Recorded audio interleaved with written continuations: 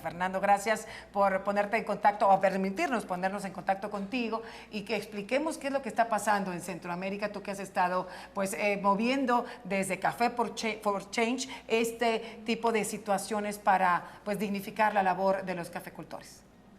Bueno, gracias a ustedes por tenerme en su casa, México.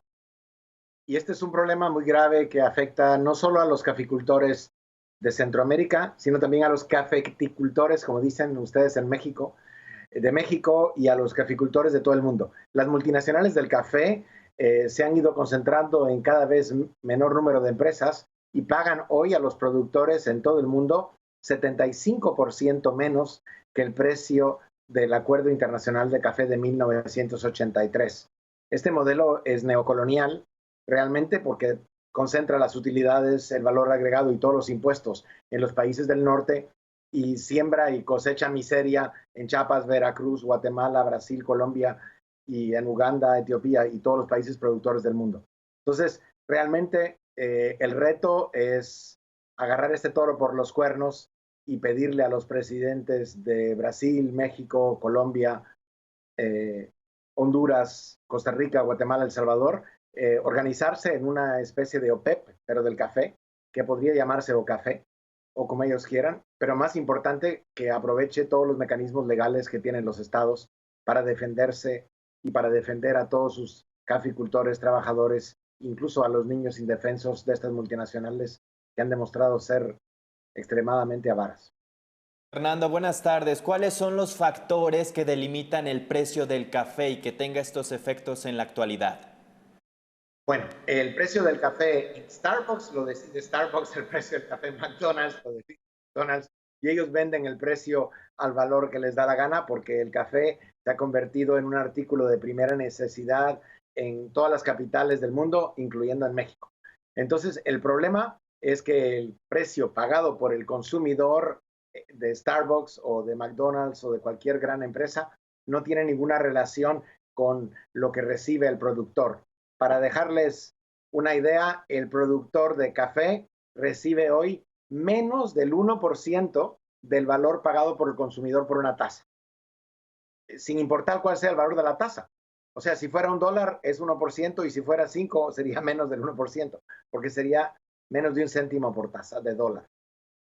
Pero ¿quién fija ese precio? O sea, ¿por qué recibe tan poco el productor de café por parte de estas grandes empresas en Europa y en Estados Unidos, que son las que comercializan después el café? Bueno, en teoría hay un mercado libre del café que está en Nueva York y que en este mercado se compra y se vende el café y se fijan precios a futuros, en fin. Pero la verdad es que 70% de las multinacionales del café están registradas en Suiza y 70% del poder de compra decide si los caficultores de México, Guatemala, Colombia, Brasil comen bien 3 veces al día o solo una y mal. Y por eso tenemos esta grave crisis de migración de las montañas de Centroamérica y también de las montañas del sur de México, porque la situación es inaceptable. Entonces, cuando tú preguntabas quién fija el precio, pues no son los vendedores, ellos lo fijarían hoy mucho más alto. El precio real del café debería ser en dólares, porque siempre se habla en dólares y en libras, más de $3 con 66 céntimos por libra. Y hoy no es ni siquiera la tercera parte de eso, está más cerca de la cuarta. Entonces, esto es inaceptable y cruel y tiene que cambiar, pero solamente lo pueden cambiar los gobiernos de los países productores de café, quien tienen el derecho soberano a unirse y actuar conjuntamente ante la Unión Europea, Suiza, Estados Unidos, Canadá, y defender el precio como debería ser. Ojalá que el presidente López Obrador y el presidente Bolsonaro y el presidente Iván Duque y todos los demás se unan y resuelvan este problema porque México también pierde mucho. Y por favor, no olviden que México es un gran exportador de productos agrícolas, pero en todos los lugares donde México produce cosas para exportación, cualquier producto agrícola, hay pobreza. Y las entidades mexicanas que producen el café son de las más pobres de México. Y eso lo saben ustedes mejor que yo porque son mexicanos. Entonces, esto tiene que cambiar porque el negocio del café es altamente rentable solamente para las multinacionales. ¿Qué opinas, Fernando, de este proyecto para pues, resolver el flujo migratorio de Centroamérica a nuestro país? Estas hectáreas que han sido pues, otorgadas por parte del gobierno mexicano en este proyecto Sembrando Vida en correlación con países centroamericanos.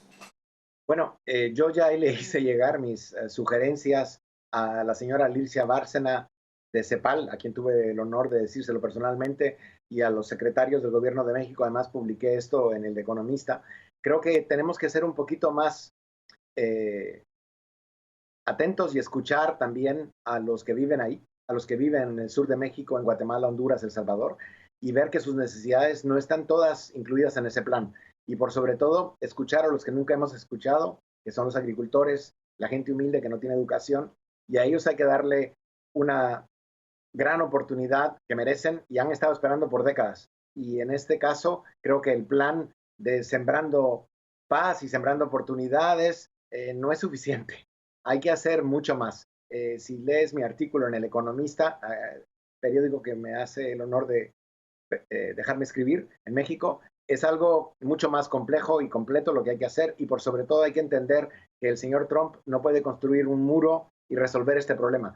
Tenemos que construir muros en Chiapas, sí, pero muros con escuelas y hospitales, muros con techos y familias, muros con puertas y ventanas.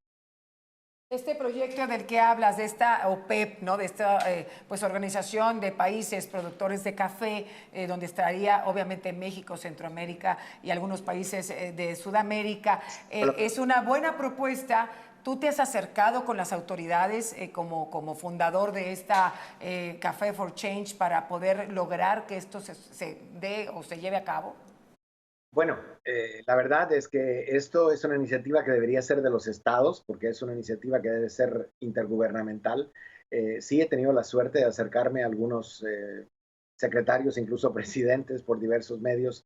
Estuve en el Foro Económico Mundial con la subsecretaria de Comercio de México discutiendo esto, se lo he dicho a ministros de otros países, pero el tema realmente es que este es un tema de política de Estado, acabar con la miseria y dejar de subsidiar a Nestlé, dejar de subsidiar a Starbucks, dejar de subsidiar a McDonald's con el trabajo, el sacrificio de nuestra gente, y por sobre todo, no podemos erradicar la pobreza si vendemos a ellos a una cuarta parte de lo que valía el producto hace 36 años y si ellos se quedan con todas las utilidades. Los invito a que vayan a cualquier supermercado en México a comprar un kilo de Nescafé y luego que calculen cuánto le llega al caficultor. Nada. Ahí está el panorama. Claro. Fernando Morales, agradecemos mucho tu análisis en 10 informativos sobre esta situación. A ustedes y a México por escucharnos. Ojalá que podamos hacer esto todos juntos.